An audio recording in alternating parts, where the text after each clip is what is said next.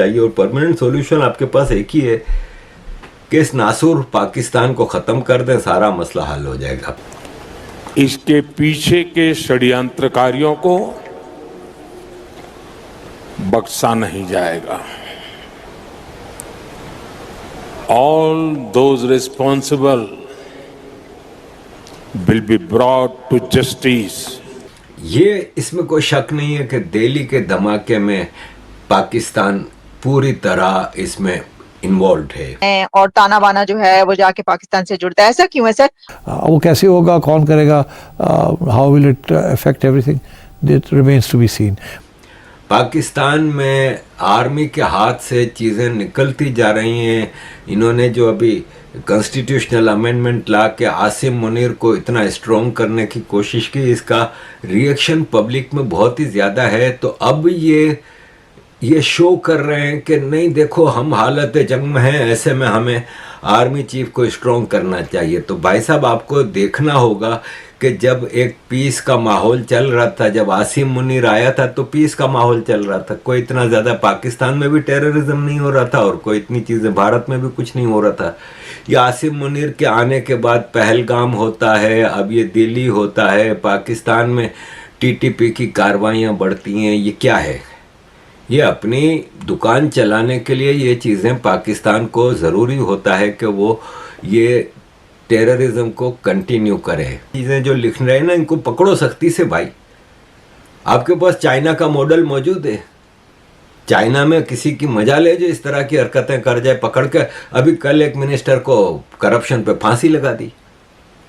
भारत को भी चाहिए कि अब दुनिया को फाड़ में जाए, दुनिया क्या सोचेगी क्या कहेगी। जहां आपको अरफा खानम शेरवानी और ये राना अयूब और किस तरह की चीज़ें करते रहते हैं, ये बेस हैं इन लोगों का। जो आपको मैसेज है ये बहुत ही खूबसूरती से ये सब फैला रहे हैं। और मैं ये है कि भारत की जो एजेंसीज हैं, सिक्योरिटी फोर्सेस हैं, मैं उनको सलाम पेश करता हूँ कि इन्होंने कितने ख़तरनाक चीज़ों से हमें बचाया है। कि मेजर चीज़ें तो पकड़ी गई ना, और इन पकड़ी गई चीज़ों की वजह से फिर एक को वो करना पड़ा, वरना कहीं से राइफल मिल रही है, कहीं से ब्रेटा पिस्टल मिल रहा है, कहीं से चाइनीज स्टार पिस्टल मिल रहा है। 2900 किलोग्राम का तो आईडी मेकिंग मटेरियल मिला है, जिसमें chemicals, explosives, reagents, inflammable material, electronic circuits, batteries, wires, remote control, timers, हर चीज़ मिली है। ये हमें बचाया है। और ये तो सारा आपको मिला है जो अभी मैंने बताया, ये जम्मू एंड कश्मीर से। फिर Ahmedabad 2 Glock pistol, 1 Beretta pistol, 3 live cartridge, 4 litre castor oil stored in 10 litre plastic container. फिर फरीदाबाद 360 किलोग्राम एमोनियम नाइट्रेट, एक असॉल्ट राइफल, मतलब क्या क्या नहीं मिला, इतनी लंबी लिस्ट है। ये सब भारत की सिक्योरिटी फोर्सेस की कामयाबी है। नुकसान इतना बड़ा हो गया कि मतलब भारत की अब पब्लिक है ना, ये तंग आ गई है कि इसका आप एक ही आवाज़ में देख रहा हूँ चारों तरफ से कि अब हमें इसका परमानेंट सॉल्यूशन चाहिए। और परमानेंट सॉल्यूशन आपके पास एक ही है कि इस नासुर पाकिस्तान को खत्म कर दें, सारा मसला हल हो जाएगा। जो इंडिया का मीडिया है, मीडिया चैनल्स, वो काफी ज्यादा इसके ऊपर जोर दे रहे हैं कि जैश या कोई ऐसी जो ऑर्गेनाइजेशन या पाकिस्तान का नाम ले रहे हैं कि ये दहशतगर्दी का धमाका है, जबकि अभी तक हमें किसी अथॉरिटी या किसी गवर्नमेंटल लेवल पे कोई हमें ऐसी चीज नजर नहीं आती किसी ने ये कहा हो। और पाकिस्तान की तरफ से भी मैं देख रही थी कि क्या कुछ किसी ने कहा है, तो किसी ने कुछ नहीं कहा, मीडिया में चल रहा है। वो टू यू कर्नल साहब, आप बताइए कि क्यों इसको इसमें क्यों ये कहा जा रहा है कि दहशतगर्दी शामिल है या दहशतगर्द मुलविस हैं और ताना बाना जो है वो जाके पाकिस्तान से जुड़ता है? ऐसा क्यों है सर? अभी तो कोई ऐसी इन्वेस्टिगेशन नहीं हुई। सबसे बड़ी बात है आलिया जी, आपको, आपकी आवाम को और हमारे को भी ये बात समझनी पड़ेगी कि अगर किसी भी तरह का कोई भी ऐसा हादसा हो जिसमें जान और मान की हानि होती है, we lose people, cannot be ever termed as humanitarian.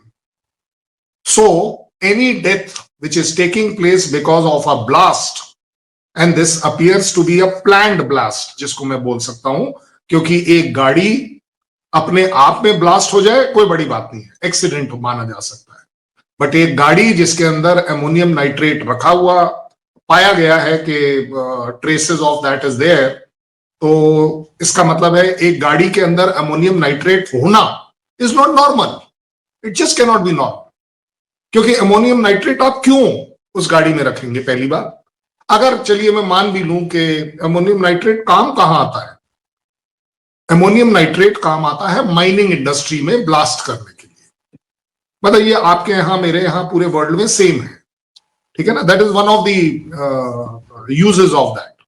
तो अब किसी भी तरह की माइनिंग एक्टिविटी दिल्ली में तो हो नहीं सकती, दिल्ली में जरूरत भी नहीं है, सो वहां से सवाल उठता है कि अमोनियम नाइट्रेट वो भी एक कार के अंदर, और वो car for whatever reason blast करती है। तो मैं आपके सामने रखता हूं 3 थ्योरी, आप उसमें से पिक एंड चूज कर लीजिए। एक थ्योरी ये है कि वो अमोनियम नाइट्रेट दिल्ली में किसी माइनिंग इंडस्ट्री के लिए जा रहा था और उसकी टक्कर हो गई और वो ब्लास्ट हो गया।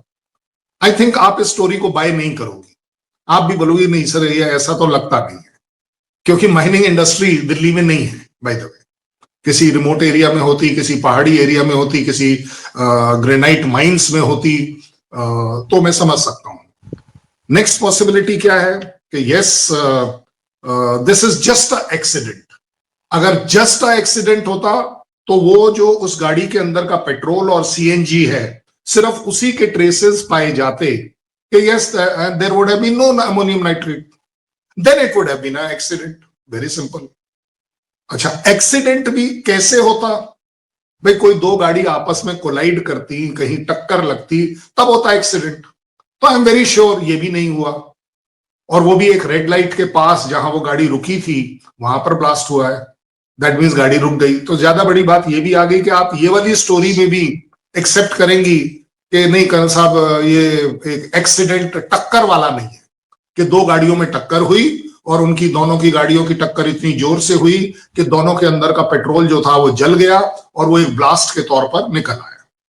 सो अगर ये कर्नल साहब, अगर आप मुझे इजाजत दें यहाँ पर, तो मैं आप यहाँ पर ये कहना चाहूंगी कि ये टक्कर वाली बात तो मेरे भी जहन में नहीं आई, और इसको मैंने अभी तक ये नहीं देखा कि, लेकिन ये कहा जा रहा है कि जैसे सीएनजी किसी गाड़ी में होती है और जो ऐसा धमाका होता है कि इस वजह से गाड़ी जो है वो उसमें धमाका और वो फट जाए, ऐसे धमाके पाकिस्तान में भी होते हैं काफी, और मेरा ख्याल है, तो क्या इस तरह का कुछ आप सोच सकते हैं कि ऐसा भी तो हो सकता है? मैं आपको CNG, because luckily it is by share chance, मेरे पास 5 सीएनजी के गैस स्टेशन थे, they were allotted to me and I have operated them for very long, by the way.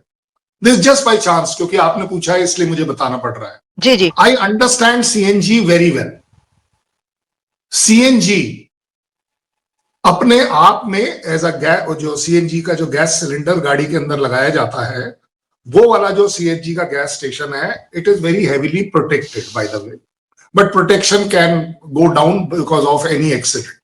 Delhi में एक कार के अंदर धमाका होने के चलते कई लोगों की जान गई, और इस धमाके के बाद से ही भारत के जितने भी काउंटर टेररिज्म एजेंसीज हैं वो सारी हाई अलर्ट पर हैं, और साथ ही साथ भारत इस चीज़ की इन्वेस्टिगेशन कर रहा है कि इसके पीछे किसका हाथ है, और इन्वेस्टिगेशन के बाद भारत बताएगा कि इसके पीछे कौन है, क्या इसके पीछे पाकिस्तान है या फिर ये भारत के अंदर से ही कोई रेडिकल एलिमेंट्स की हरकत है। लेकिन जब तक इन्वेस्टिगेशन नहीं हो जाती तब तक पाकिस्तान बहुत ही ज़्यादा नर्वस रहने वाला है, क्योंकि पाकिस्तान के अंदर